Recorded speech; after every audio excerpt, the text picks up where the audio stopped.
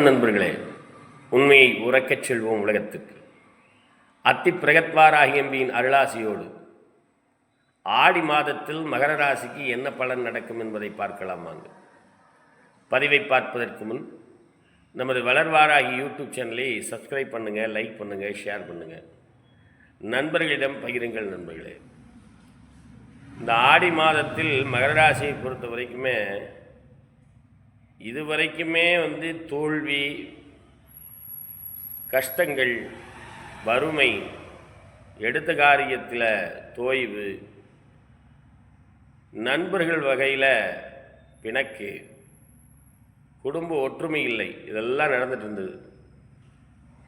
இந்த ஆடி மாதத்தை பொறுத்த வரைக்குமே சிறப்பான பலன்கள், தன வருவாய், பண வருவாய், தொழில் முன்னேற்றம், இவைகள்லாம் நடக்கும். உங்களுடைய ராசிநாதன் என்று சொல்லக்கூடியவர் சனி பகவான் 3ஆம் இடத்துல அமர்ந்திருக்கார். 3ஆம் இடத்துல சனி இருந்ததுன்னா ராஜயோகத்தை கொடுக்கக்கூடிய ஒரு அமைப்பு.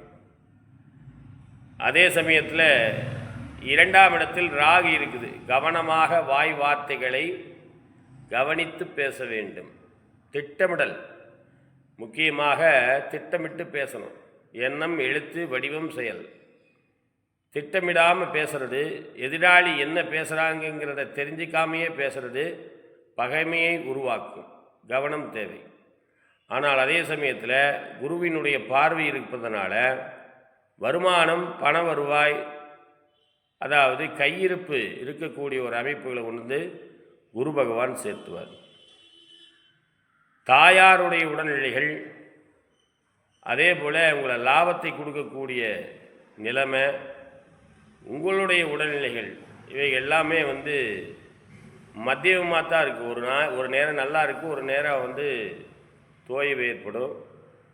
தாயார் பிணக்குகள், அதாவது தாயாருக்கும் ஜாதகருக்கும் மகர ராசிக்காரங்களுக்கும் சலிப்பு, சங்கடங்கள், ஒரு நேரம் போல் ஒரு நேரம் ஒற்றுமையாக இருக்க மாட்டீங்க. அந்த மாதிரி ஒரு அமைப்பு தான்.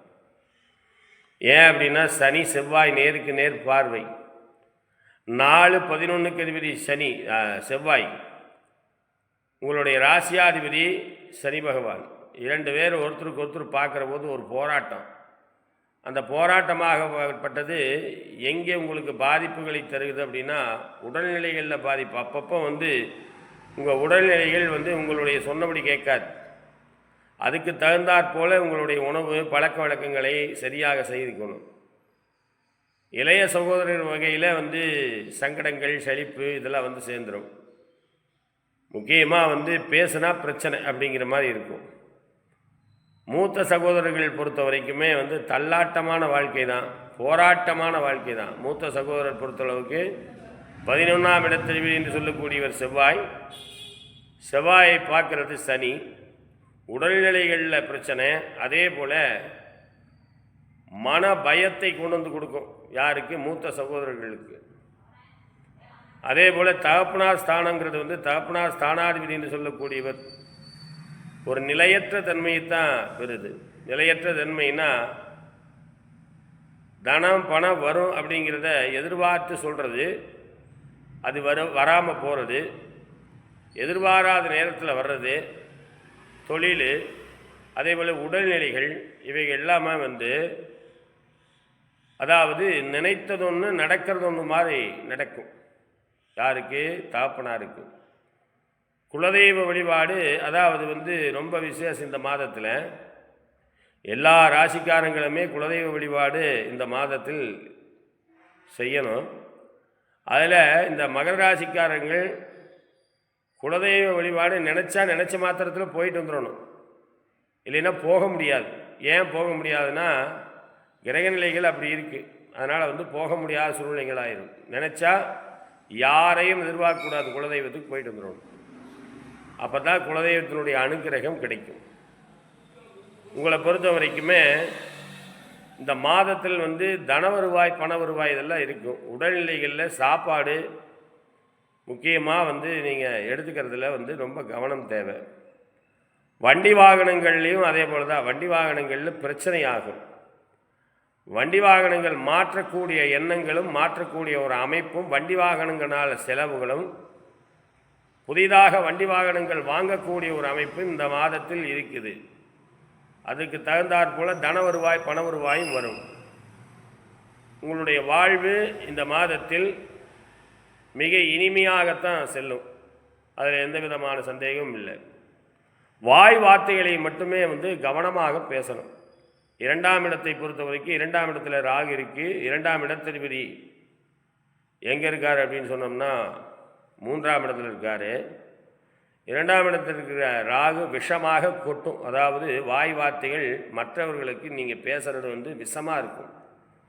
கொஞ்சம் நிதானித்து பேசுவது, திட்டமிட்டு பேசுவது, திட்டமிட்டு காரியம் எந்த காரியம் செய்தாலும் திட்டமிட்டு செய்யணும். இந்த காரியம் இதை இந்த வேலையை முதல்ல செய்யணும், இந்த வேலையை கடைசியாக செய்யணுங்கிற மாதிரி ஒரு திட்டமிடுதல்ங்கிறது உங்களுடைய வெற்றிக்கு வழிவகுக்கும்.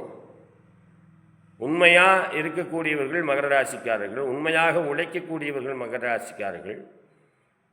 இந்த பிதற்றல் என்கிறது எதில் வருது அப்படின்னா வாய் வார்த்தைகள் தான் வருது. அந்த வாய் வார்த்தைகள் மட்டும் கவனமாக இருந்துட்டால் வரக்கூடிய காலங்கள் அனைத்து மாதங்களுமே சிறப்பான மாதங்கள் தான். இந்த மாதத்தில் வழிபட வேண்டிய தெய்வம் உகரமான தெய்வம் வாராகி அம்மன். வாராகி அம்மனை, கொண்டத்து காளி அம்மனை இவங்களை எல்லாம் வழிபாடு செய்யலாம்.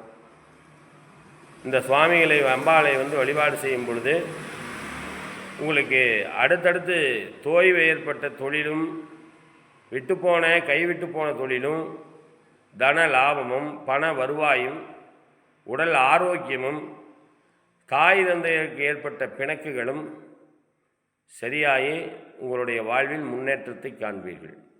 நன்றி, வணக்கம், வாழ்க வளமுடன். ஜெய் வாராகி.